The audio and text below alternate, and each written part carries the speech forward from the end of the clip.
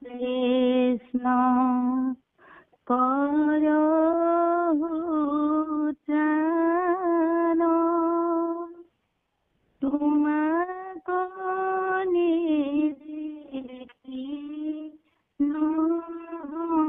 হে প্রাণ। কৃষ্ণ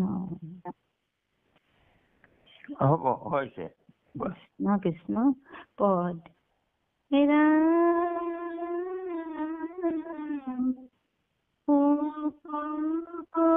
কটম্ভয়া গোপী সকলে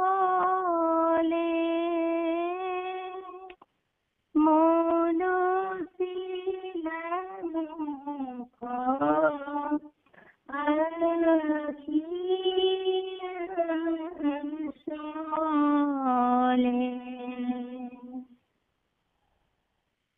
রাম গদ গদ মাত মুখে লাই বলিবে লাগিলা কৃষ্ণ গোসাই। ভকত বৎসল তোমাক জানি, হেন ঘাটু কবানি।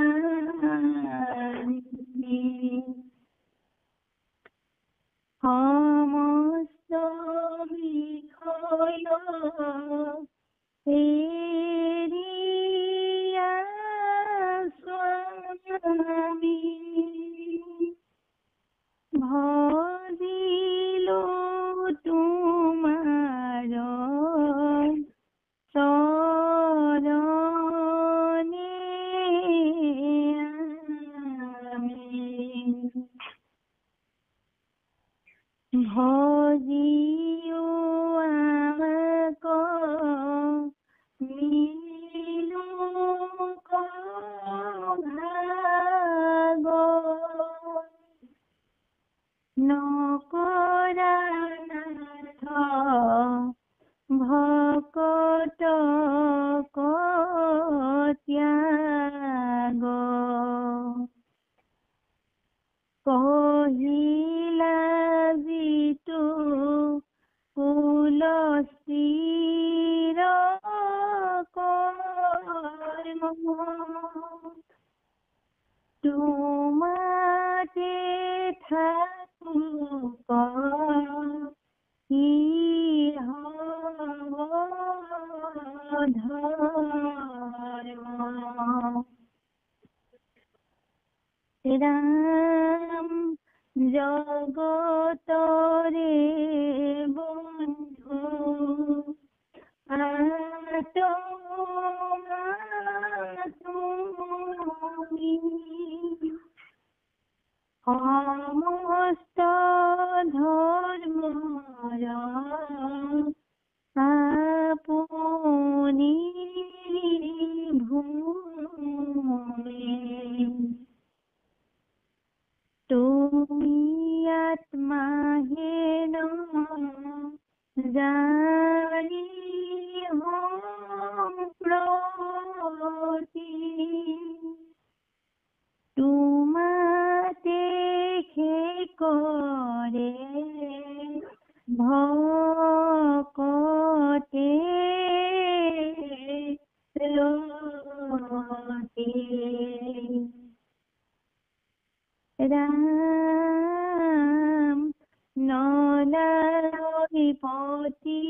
পুত্র দুঃখ হেতু,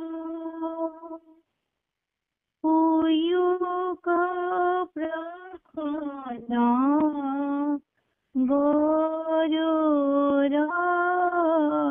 কেতু আপুনি কথা পাতি থকা ব্যক্তিজন আশা যিটো চিৰকালৰ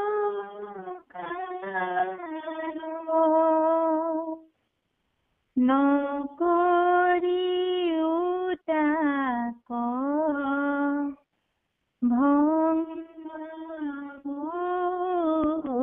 ভংগোপাল ৰাম হৰিলা চিত্ৰ নথায় ঘৰে হস্ত দুই গৃহ কীৰ্ত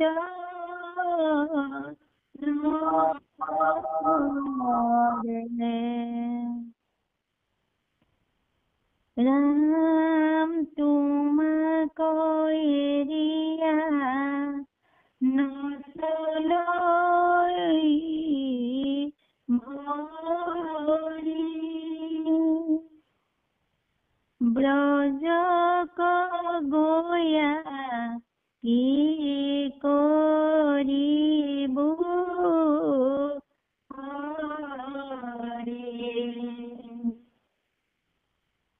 ৰাম জলৈ মানল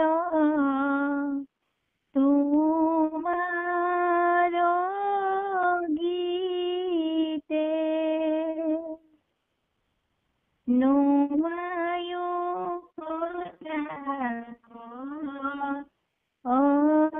অধৰা অমৃতে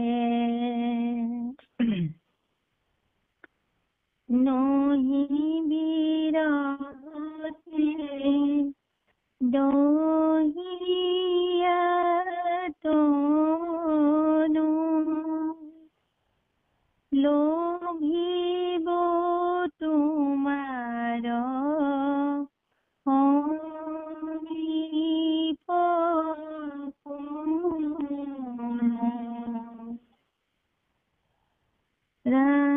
ৰাম হুয়ুক প্ৰসন্ন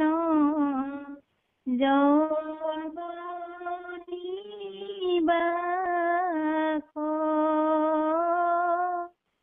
হবতে যিকলো তোমাতে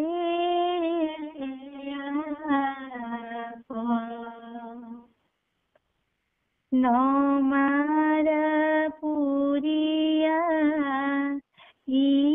ইখত হাখি পুৰুষ ভূষণ কৰিও দাখি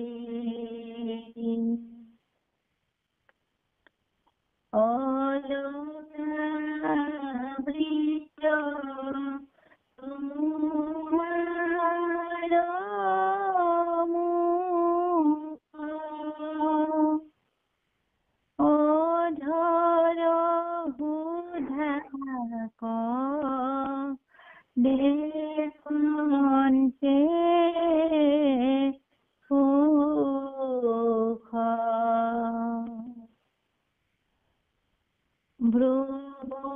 ব্ৰহ্মযুগত ইখত হাখি দেখি তাক প্ৰভু ভৈল দাখি তোমাৰ শুনিয়া অমৃত গীত নুহিলে মোহ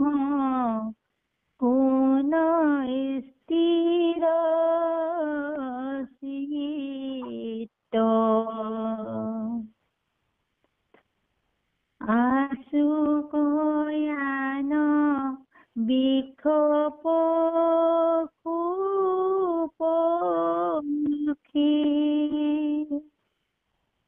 প্ৰেমে পুলকিত তোমাক দেখি দেৱৰ ৰক্ষক যেন মুৰাৰী ব্ৰজৰো তুমি দুখ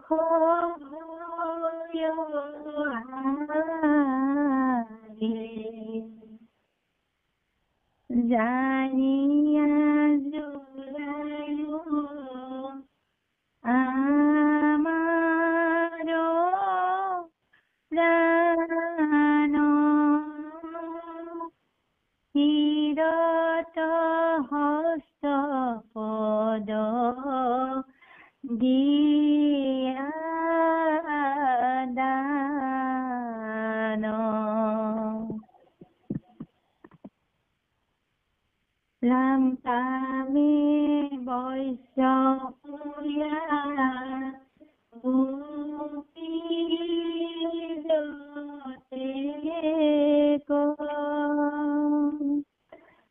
বুলিলা বিবল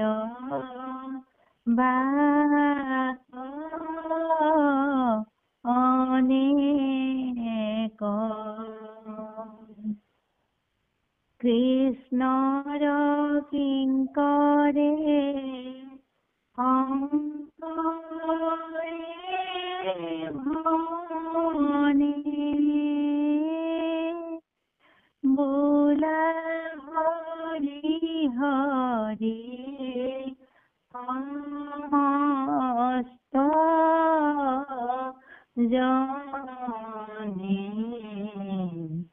হৰি ৰাম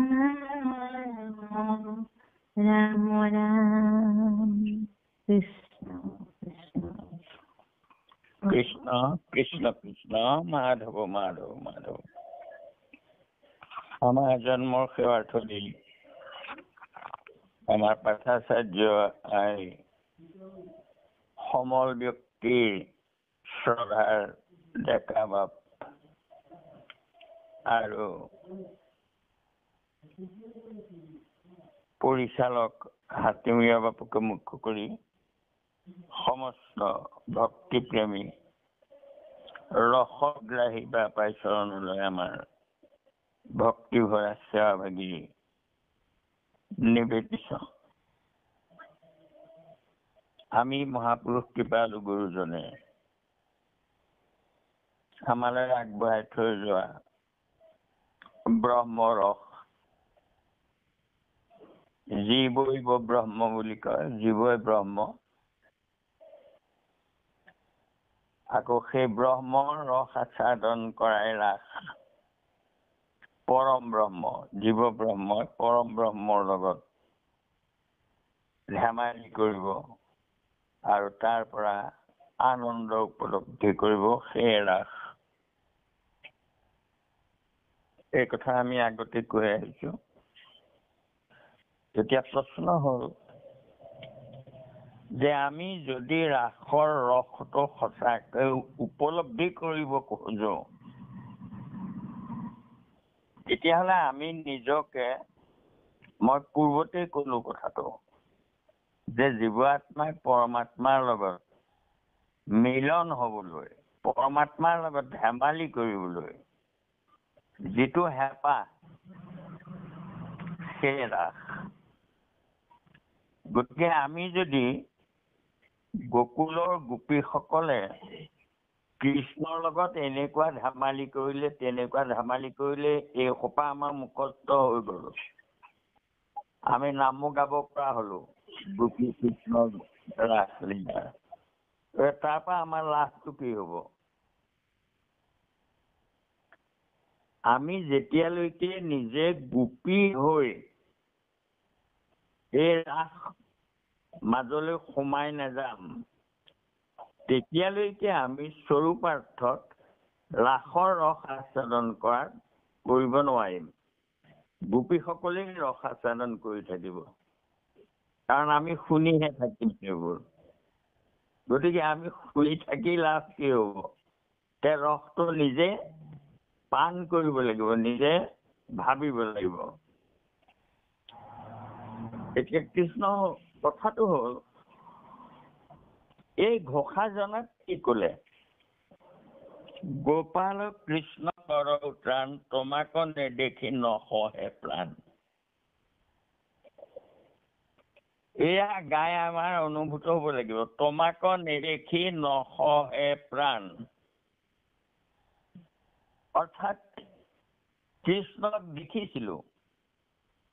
গোপীসকলে কাত্যায়নী ব্ৰত কৰোঁতে কৃষ্ণক দেখিলে, তেওঁৰ লগত কথা পাতিলে। তাৰপিছত আহি অহৰহ চিন্তা কৰি আছিলে যে কেতিয়া শৰৎকাল আহিব, কেতিয়া কৃষ্ণক দেখিবলৈ পাম। সেই এবাৰ দেখাৰ কাৰণে বেছি ব্যাকুল হৈ আছে, দেখি পেলাই নেদেখা হৈ আছে। গতিকে সেইকাৰণে তেওঁলোকে বহুত হেঁপাহত আহিলে, আৰু আহি কৃষ্ণক আকৌ দেখা পোৱাৰ পিছত কৃষ্ণই যেতিয়া ক'লে যে তোমালোক হেৰিলৈ যোৱা, নানা ভয় দেখুৱালে, কিবা কৰিলে, তেতিয়া তেওঁলোক ঘূৰি যাবলৈ মন কৰা নাই। কৃষ্ণ প্ৰেমত তেওঁলোক আপ্লুত হৈ আছে। গতিকে গোপাল কৃষ্ণ কৰহু ত্ৰাণ, তোমাক নেদেখি নসহে প্ৰাণ। প্ৰভু, তোমাক নেদেখাকৈ আমি যদি গুচি যাবলগীয়া হয় উভতি, তেতিয়াহ'লে আমাৰ কি হ'ব? প্ৰাণ নাথাকিব। আমাৰ প্ৰাণটো নাথাকিব যদি আমি তাৰমানে তুমি আমাৰ লগত ধেমালি নকৰা, আমাৰ লগত নাথাকা, আমাক যদি ওলোটাই পঠাবা, তেতিয়াহ'লে তোমাৰ লগতে আমাৰ প্ৰাণটো থাকি যাব। শোকক তম্ভায়া গোপীসকলে মলচিয়া মুখ আখি আঁচলে। অৰ্থাৎ কৃষ্ণই কোৱা কথাবোৰত তেওঁলোকৰ বৰ দুখ লাগিলে, বেজাৰ লাগিলে। গদ গদ মাতো মুখে নোলাই, বুলিবে লাগে কৃষ্ণ কচাই। কৃষ্ণৰ মুখলৈ চাই তেওঁলোকৰ তাৰমানে আশাত চেঁচা পানী বহিছে।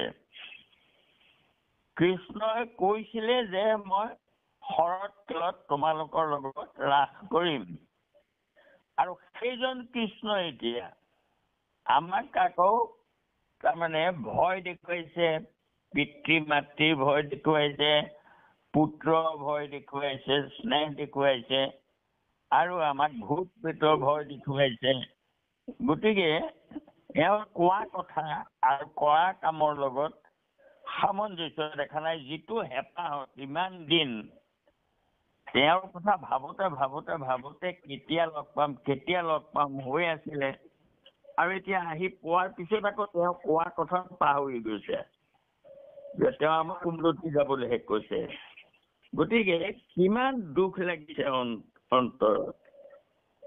কৃষ্ণক চাই তেওঁলোকে কান্দি কান্দি কৈছে, ভকত বৎসল তোমাক জানি, কেনে বোলা হেন ঘাটুক বাণী। কিমান ডাঙৰ কথা। তোমাক ভকত বৎসল বুলি জানো, সকলোৱে জানে তুমি ভকতক দয়া কৰা, মৰম কৰা, কিন্তু তুমি আমাক এনেকুৱা ঘাটুক বাণী, মৰি যোৱাৰ দৰে দুখ পোৱা কথাবোৰ কেনেকৈ কৈছা? অৰ্থাৎ ভকতক তুমি কিয় এনেকৈ দুখ দিছা বুলি নিজকে ভকত বুলি ক'ব পাৰিছে তেওঁলোকে। আমি ক'ব পাৰিম নে আমাক নিজকে ভকত? আমি ঠিক তেনেকৈ গোপীবোৰৰ দৰে আমাৰ মন প্ৰাণ কৃষ্ণক দিছোনে? যদি দিছো, তেতিয়াহ'লে কৃষ্ণক আমি পাহৰি থাকো কেলে? তেওঁৰ নামটো ল'বলৈ পাহৰো। তেওঁক তাৰমানে শৰণো ললো, সুদৃঢ় বিশ্বাসো কৰিলো বুলি কলো, কিন্তু তেওঁৰ নামটো আমাৰ মুখত নাহে। যদি নাহে তেতিয়াহ'লে আমি নিজকে ভকত বুলি ক'ব পাৰিমনে? কেতিয়াও নোৱাৰো। কিন্তু গোপীবোৰে ক'ব পাৰিছে। কেলে পাৰিছে? কাৰণ তেওঁলোকে অহৰহ কৃষ্ণৰ কথা খাওঁতে, শুওঁতে, উঠোতে, বহোতে অহৰহ কৃষ্ণৰ কথাকে তেওঁলোকে চিন্তা কৰি থাকে। সেইকাৰণে তেওঁলোকে ক'ব সাহস হৈছে যে আমি ভকত, আৰু তুমি ভকত বৎসল হৈ, তোমাক জনা যায় ভকত বৎসল বুলি। তুমি কিয় এনেকুৱা নিষ্ঠুৰ বাক্য, শুনিলে মৰি যোৱা যেন লগা কথা, ঘাটুক বাণী তুমি কেনেকৈ কৈছা? সমস্ত বিষয় এৰিয়া স্বামী ভজিলো তোমাৰ চৰণে আমি। ক'ব পাৰিলে? কেনেকৈ ক'লে? কিমান সাহস তেওঁলোকৰ! সমস্ত বিষয় এৰি আহিছো আমি। গতিকে আমি সমস্ত বিষয় ত্যাগ কৰিব পাৰিছো নে? যেতিয়ালৈকে নোৱাৰো, অৰ্থাৎ মনৰ পৰা যেতিয়ালৈকে ত্যাগ নকৰো, সেই সোপাহে আহি থাকে মনলৈ। ক'ত ধন পাম, ক'ত তাৰমানে বস্তু পাম, ক'ত কি পাম, এই ভাৱবোৰ যেতিয়া মনত আহি থাকিব, সেইটো মনলৈ নিৰ্মল ভকতি ভাৱ কেতিয়া আহিব? গতিকে বৈৰাগ্য ভাৱ যেতিয়ালৈকে নাহে, ঈশ্বৰক আমি চিন্তা কৰিছো, ঈশ্বৰে যি দিছে সেয়ে যথেষ্ট। যেই কোৱা তাতে হইবা সন্তোষিত মন। আমি শৰণ ললো, তেওঁক বিক্ৰয় ললো, গতিকে তেওঁ আমাক কৰিব, নিশ্চয় দিব আমাক ভকত। তাৰমানে আমি যদি শৰণটো আমাৰ সঁচা হয়, তেন্তে তেওঁ নিজে নিজে দিব। সন্মান বিচাৰিব নালাগে, তেওঁ দিয়াব। সকলো সুখ তেওঁই দিয়া হ'ব। গতিকে গোপীসকলৰ এই ভাৱটো তেওঁলোকৰ আছিলে। এতিয়া নিজকে কি বুলি ক'লে? ভকত বৎসল তোমাক জানি, কেনে বোলা হেনো ঘাটুক বাণী। আমি সমস্ত বিষয় ত্যাগ কৰি তোমাৰ চৰণত ভজিলো, ভজিও আমাক মিলোক ভাগ নকৰা নাথ ভকতক ত্যাগ। গতিকে আমি তোমাক ভজিলো, গতিকে তুমি আমাক কৃপা কৰা প্ৰভু। আমি ভকত, আমাৰ মহাভাগ্য মিলক, আমাক ত্যাগ নকৰিবা। ভকত আমি, আমাৰ বিষয় বাসনাৰ আশা নাই।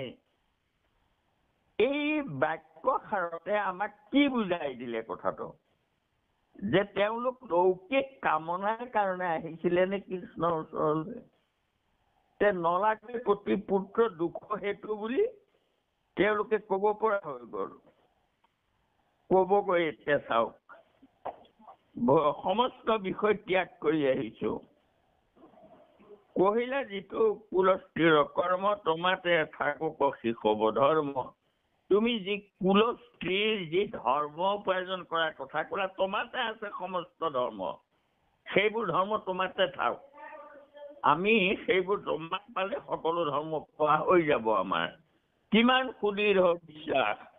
সকলো ধৰ্ম। তেনেহ'লে কহিলে তোমাতে থাকক শিশব ধৰ্ম, জগতৰে বন্ধু তোমাক তুমি সমস্ত ধৰ্মৰ আপুনি ভূমি। ভূমি য'ত তাৰমানে উৎপত্তি হয়, জন্ম হয়। সকলো ধৰ্ম তোমাতেই উপজে। তোমাক সেৱা কৰিলে সকলো ধৰ্ম হ'ব। তুমি জগতৰ আত্মা, জগতৰ বন্ধু। গতিকে তোমাক ভজিলে সকলো হ'ব। তোমাতেই ধৰ্মবোৰ উপজি যাব। তোমাক সেৱা কৰিলে সমস্ত ধৰ্মৰ লগতে উপজিব। কৃষ্ণ, তুমি আত্মা হেন জানি সম্প্ৰতি, তোমাতে কৰৈ ভকতে ৰতি। তুমি আত্মা, তুমি ভিতৰত আত্মা ৰূপে আছা, বাহিৰত পৰমাত্মা ৰূপে আছা। আৰু ভকতে সেই ভাবিয়েই তোমাক ৰতি কৰে। অৰ্থাৎ আমিও কৰিছো সেই ভাৱেৰে। তেওঁলোকে নিজকে ভকতৰ শাৰীত আনিছে, আৰু আমিও সেই ভাৱেৰে ভগৱন্তক মনত ৰাখিব লাগিব। আমাৰ আত্মা তেওঁ নহয় জানো? হয়, আমি জানো, জানিও নেজানো কিয় বাৰু? অৰ্থাৎ আমি মই কৰিছো, মোৰ ল'ৰা মোৰ ছোৱালী, এই ভাৱবোৰ সম্পূৰ্ণ তেওঁক এৰি দিব কিয় নোৱাৰো? আমি মোহগ্ৰস্ত কিয় হওঁ? আমি জানো যে তেওঁৱেই আত্মা। কণ্ঠলগ্ন বস্তু পোৱাৰ দৰে তাৰমানে তেওঁক বিচাৰি ফুৰিব নালাগে, আমাৰ হৃদয়তে আছে। মাত্ৰ আমাৰ মনত প্ৰকট নহয়, এইটোৱে আমাৰ অপৰাধ। কৃষ্ণ নলাগৈ প্ৰতি পুত্ৰ দুখ সেইটো হৈ প্ৰসন্ন গৰুৰ কেতু কৰিছো আশা যিটো চিৰকাল ইউ ভংগতা গোপাল। কিমান সুন্দৰ! প্ৰতি পুত্ৰবোৰ দুখৰ হেতু। গতিকে গোপীৰ মুখত এই বচনটো শুনাৰ পিছত যদি কোনোবাই ভাবিব খোজে যে তেওঁলোকৰ এইবোৰ কাম চৰিতাৰ্থ কৰিবৰ কাৰণে কৃষ্ণৰ ওচৰলৈ আহিছিলে, তাতকৈ মহাপাপী কোনোবা হ'বনে?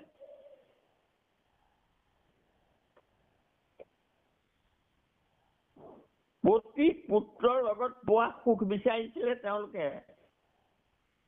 কেনেকৈ ভাবিব পাৰে এনেকুৱা কথা? মানুহে অশ্লীলতাৰ ৰাসত কেনেকৈ দেখে? প্ৰতি পুত্ৰৰ লগত পোৱা সুখবোৰ বিচাৰি অহা নাই তোমাৰ ওচৰলৈ, সেইবোৰ দুখহে। অৰ্থাৎ বিষয় বাসনা দুখৰ কাৰণ বুলি যি গণ্য কৰিছে, গতিকে তেওঁলোকে আকৌ সেইজন কৃষ্ণৰ লগতে ৰাস কৰিছে। আৰু সেই ৰাসটো কেনেকুৱা কৰিবগৈ চাব, অনংগ কেলে। অৰ্থাৎ সেইটো কামনাৰ ৰাস নহয়। এই কথাটো আমাক বুজাই দিব। কৰিছো আশা যিটো চিৰকালত। কি আশা কৰিছে? প্ৰতি পুত্ৰৰ লগত পোৱা সুখটো আশা কৰা নাই, পৰম ব্ৰহ্মৰ ৰস আস্বাদন কৰিবলৈ হেঁপাহ কৰি আছে। প্ৰভু তোমাৰ লগত নাচিম, তোমাৰ লগত গাম, তোমাক চুই চাম, তোমাক সাৱটি ধৰিম, তুমি আমাক সাৱটি ধৰিবা, তুমি আমাক মৰম কৰিবা, তুমি আমাক চুমা খাবা। গতিকে আমিও তোমাৰ অধৰামৃত পান কৰিম, তুমি কোৱা কথাবোৰে আমাক অমৃত বৰষিব। এয়া কৃষ্ণ। হৰিলা চিত্ত নথাকৈ ঘৰে, হস্ত দুই গৃহ কীৰ্ত নকৰে, তোমাকৈ এয়া নচলে ভৰি, ব্ৰজক গয়া কি কৰিব হৰি। প্ৰভু, যিটো চিৰকাল আশা কৰিছো, বহুত দিন আশা কৰি আছো, কাত্যায়নী ব্ৰত কৰাৰ পৰা ধৰি বহুদিন হ'ল সেই আশা কৰি আছো, তাক ভংগ নকৰিবা। আৰু তুমি লগতে মনটো তুমি লৈ আহিলা, বাহিৰ মাতত গুচি আহিলো। আৰু সেই দেহটো ভেলটোহে ঘৰত থাকিব। এতিয়া চিত্ত তোমাতেই থাকি যাব। গতিকে হৰিলা চিত্ত নথাকৈ ঘৰে, আৰু ঘৰৰ কাম একো কৰিবলৈ মন যোৱা নাই তোমাৰ চৰণ সেৱাৰ বাহিৰে। তোমাকো এৰিয়া নচলে ভৰি। তোমাক এৰি ভৰি দুটাও যাব নোখোজে ইন্দ্ৰিয়ও। গতিকে গৈতো জোৰ কৰি গৈ কি কৰিম? গৈ তাত একো মন নবহিব। জলয় কামানলে তোমাৰ গীতে, কামানল তোমাৰ গীতে, নিয়াম নিমাই উকতাক অধৰামৃতে। প্ৰভু, তোমাৰ লগত কথা পাতিবলৈ, তোমাৰ লগত তোমাক সাৱটি ধৰিবলৈ, তোমাৰ চৰণ দুখানি শিৰত লবলৈ ইমান হেঁপাহ, কামনা, সেইটো কামনা। এয়া প্ৰতিপুত্ৰৰ লগত পোৱা কামনাৰ কথা নহয়। কৃষ্ণ মাধৱ নিমায়ুকতা অধৰামৃতে আমাক তুমি কথা কোৱা, আমাক মৰম কৰা, আমাক চুমা খোৱা। নহি বিৰহতে দহিয়াতো নলভিব তোমাৰ সমীপ কোনো, নহলে আমি মৰি থাকিম ইয়াতে। আৰু তোমাক আমি এই শৰীৰিক ভাৱে লগ নাপাম, কিন্তু তোমাৰ লগতে থাকি যাম আত্মা ৰূপে।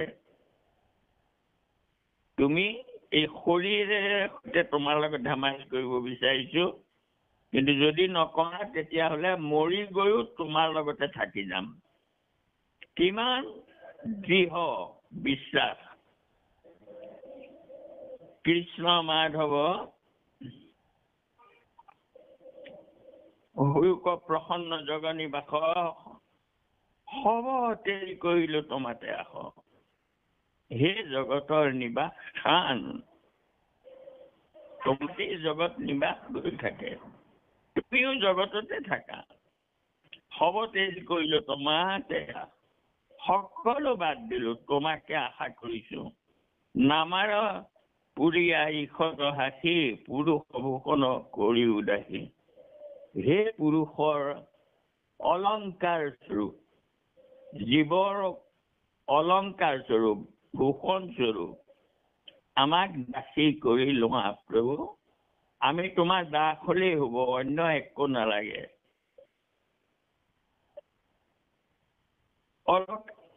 কৃষ্ণ অলকা আবৃত তোমাৰ মুখ, অধৰ সুধাক দেখন্তে সুখ। তোমাৰ অলকা মণ্ডিত তোমাৰ মুখখন দেখিলে, কপালখন দেখিলে, আৰু তোমাৰ সুন্দৰ ৰঙচুৱা জুতি দেখিলে, তোমাৰ সুন্দৰ ভুৱ যুগ আৰু মুচিকীয়া হাঁহি দেখিলে, দেখি তাক প্ৰভু ভৈলো দাসী। সেয়া চায়ে আমি দাস হলো। আমি এয়া দেখোনে নেদেখো কৃষ্ণৰ। আমি যে কৃষ্ণৰ শিশুলীলা ইমান সুন্দৰকৈ ৰূপটো বৰ্ণনা কৰি দিছে, সেই শিশু কৃষ্ণৰ ৰূপটোকে আমি চাই পেলাই তেনেকৈ আমাৰ মনটোক নিয়ম কৰিব পাৰোনে? আমাৰ তেতিয়াহে প্ৰেম আহিব, তেতিয়াহে আনন্দ আহিব। কৃষ্ণৰ ৰূপটো হৃদয়লৈ আহি থাকিব লাগিব আমাৰ। নালাগে, আমাৰ ধ্যানৰ যিটো ৰূপৰ কথা কৈছে, সেই ৰূপটো তাৰমানে ক্ৰমান্বয়ে ওপৰৰ পৰা তললৈ, তলৰ পৰা ওপৰলৈ এনেকৈ চাই থাকিবলৈ অলপ যত্ন লাগে। কিন্তু এই যে শিশু কৃষ্ণ গৰু চৰাই ফুৰিছে, হেৰি কৰি ফুৰিছে, গোপীৰ লগত ধেমালি কৰি আছে, সেই ৰূপবোৰ আমি তাৰমানে কল্পনা কৰি ল'ব নোৱাৰো জানো? মুখে বোলা ৰাম, হৃদয়ে ধৰা ৰূপ। যি লীলাৰ কথাকে ভাবিছো, সেই লীলাটো আমাৰ চকুৰ আগত দেখি থাকিব লাগে কৃষ্ণ। আৰু আমাৰ মনৰ পৰা সেই ৰূপটো তাৰমানে আঁতৰ হ'ব নালাগে। আমাৰ ধ্যানৰ সময়ৰ যিটো ৰূপ আমি ধ্যান কৰো, সেই ৰূপটো ধৰি ৰাখিবলৈ অলপ টান হয়। গতিকে আমাৰ মহাপুৰুষ মাধৱদেৱে এনেকুৱা এটা এটি বৰগীত দিছে, বাল গোপালন। অৰ্থাৎ সেই ৰূপটো কিন্তু সহজে আমি চকুৰ আগতে দেখি থাকিব পাৰো। এনেকৈ য'তে কৃষ্ণৰ নাম ওলায়, য'তে বিষ্ণু দূতৰ নাম ওলায়, তাতেই ৰূপটো বৰ্ণনা কৰা হয়। অৰ্থাৎ সেই ৰূপটো যাতে আমি আমাৰ কল্পনাৰে, আমাৰ মানস চক্ষুত যাতে সেই ৰূপটো দেখি থাকিব পাৰো। এই কৃষ্ণ, মই আগতো কৈছো, এতিয়াও কৈছো যে কৃষ্ণ তেতিয়া কিমান বয়সনো? 7 বছৰীয়া। গোবৰ্ধন ধৰোতে সেয়া তেওঁ তাৰমানে 7 বছৰ বয়স। আৰু তাৰপিছতে তাৰমানে ৰাসৰ কথাটো তাৰ অলপ দিনৰ পিছতে, খুব বেছি 10 বছৰ আৰু হ'ব পাৰে, 10-11 বছৰ। গতিকে সেই 10-11 বছৰীয়া কৃষ্ণক তাৰমানে লৌকিক স্বামীৰূপে পাবলৈ হেঁপাহ কৰিছিল। এইটো পাগলে ক'ব তেনেকুৱা কথা। কৃষ্ণ মাধৱ মাধৱ। হয়, দেৱৰ ৰক্ষক যেন মুৰাৰী, ব্ৰজৰ তুমি দুখ ভয়হাৰী। তুমি দেৱতাৰ যেনেকৈ ৰক্ষক, তুমি মুৰাৰী, ব্ৰজৰো দুখ আৰু ভয় তুমিয়ে হৰণ কৰি আছা সকলো ক্ষেত্ৰতেই। একেবাৰে প্ৰতি মুহূৰ্ততে ব্ৰজবাসীৰ ভয় নিবাৰণ কৰি আছা গোবৰ্ধন ধাৰণৰ পৰা ধৰি জানি জুৰাইও আমাৰ প্ৰাণ শিৰত হস্ত পদ্ম দিয়া দান প্ৰভু আমাৰ প্ৰাণটো শীতল হওক তোমাৰ 2 হাত আমাৰ মূৰত দি দিয়া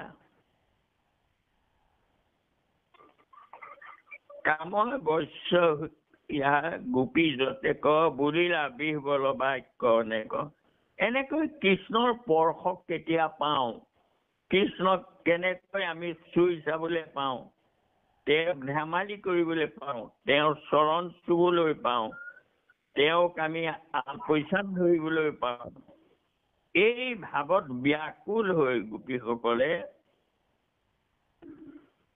বুলিলা বিহবল বাক্য অনেক কৃষ্ণৰ কিংকৰে শংকৰে ভনে বোলা হৰি হৰি সমস্ত জনে আৰু মহাপুৰুষে আমাক ইমানেই মাত্ৰ এই গোপীসকলে যেনেকৈ অহৰহ কৃষ্ণ কৃষ্ণৰ কথাকে ভাবি থাকে সেইদৰে আমাৰ ভকতসকলেও নিজকে গোপী সজাই লৈ আমি ৰাসৰ মাজত সোমাই থাকিব লাগিব তেতিয়াহে আমি গম পাম যে আমিও গোপী আৰু তেতিয়াহে ৰসটো আমি আস্বাদন কৰিব পাৰিম ব্ৰহ্ম ৰস তেতিয়াহে হ'ব গতিকে মই বাৰে বাৰে এটা কথাই কওঁ যে ৰাসলীলা পঢ়ি মুখস্থ কৰিলেও একো লাভ নহ'ব আমি নিজে ৰাস কৰিব লাগিব মনেৰে কল্পনাৰে আৰু তেতিয়াহে আমাৰ মনলৈ হেঁপাহ যিটো সেইটো মনলৈ আহি থাকিব অহৰহ কৃষ্ণ নাম আমাৰ মনলৈ আহি থাকিব ভগৱন্তই আমাক কৃপা কৰিব নিশ্চয় আৰু বহুত কৰিছে আৰু মই এটা কথা কৈ ইয়াত থাকো সদায় যে আমি এতিয়া বিজ্ঞানলৈ আহিছো তদংলৈ আহি আছো এয়া তদং আৰু এই তদংত সম্পূৰ্ণ হলে আমি আমাৰ ৰহস্য প্ৰাপ্তি আমাৰ হৈ যাব তাৰ কাৰণে আমি আগবাঢ়িছো আমি বহুত আগবাঢ়িলো আমি ভয় কৰিব নালাগে এতিয়া আমি আগবাঢ়িলো বহুত আগবাঢ়িলো আৰু আমাৰ গন্তব্যস্থান আমি নিশ্চয় পাম এয়া তাৰ কাৰণে আমাৰ এই ৰাস পঞ্চাধ্যায়ে আমাক তাৰমানে বহুখিনি সম্বল দিছে কৃষ্ণ কৃষ্ণ প্ৰভু হয় এইখিনি ক'বলৈ যাওঁতে ব্ৰহ্মৰসৰ কথা এইখিনি আমি কিমান দূৰ ক'ব পাৰিছো নিজেও নাজানো হেঁপাহ এটা পুহিছো মনত মাত্ৰ গতিকে এইখিনি ক'বলৈ যাওঁতে নিজে মজি যাব লাগিব তেতিয়া ক'লেহে ভকতকো ক্ৰিয়া কৰিব গতিকে মই নিজেও সিমান মজিব পৰা নাই এইটো কথা খাটাং তথাপিতো কৈছো দুআষাৰ হ'ব পৰা অপৰাধখিনি আপোনাক মৰিখন কৰিব কোটি কোটি ঘৰৰ অপৰাধনকে কৰো মই ৰাখয় হে হৰি মোক দাসহে নমানি ক্ষমিও কৃপাময় শ্ৰীমন্ত শংকৰ হৰি ভকতৰ জানা যেন কল্পটোৰ তাহান্ত বিনাই নাই নাই নাই আমাৰ পৰম গুৰু আমাৰ পৰম গুৰু কৃষ্ণ মাধৱ মাধৱ দোহাই দিয়া আৰু কৃষ্ণ মাধৱ কৃষ্ণ কৃষ্ণ কৃষ্ণ মাধৱ ৰাম কামে বৈষ্ণৱয়া গোপী যতে বুলিলা বিবল বাক অনেক কৃষ্ণৰ কিংকৰে শংকৰে ঘনে বোলা হৰি হৰি সমস্ত জনে হরে রাম রাম রাম রাম জয় রাম জয় নারায়ণ জয় কৃষ্ণ জয় জগদ্গুরু শ্রীমন্ত শঙ্কর কৃষ্ণ কৃষ্ণ ও হরে